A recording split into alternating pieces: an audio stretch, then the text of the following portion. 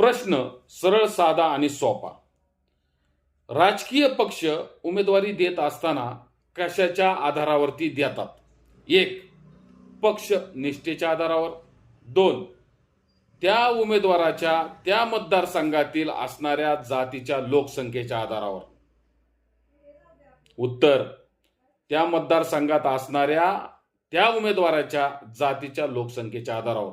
मग पुण्यामध्ये उमेदवारी देत असताना भारतीय जनता पार्टीने कशाच्या आधारावर दिली? ब्राह्मण समाजाला 2ही सीट पुण्यामधून दिल्या गेल्या. कशाच्या आधारावर? फक्त आणि फक्त ईव्हीएम मशीनच्या आधारावर. उत्तर जर बरोबर असेल तर कमेंट बॉक्समध्ये व्यक्त व्हायला विसरू नका. ईव्हीएम मशीनचा जोरदार विरोध करा. सब भारतीयों का एक ही नारा, देश बचाओ ईवीएम हटाओ, ये देश हमारा.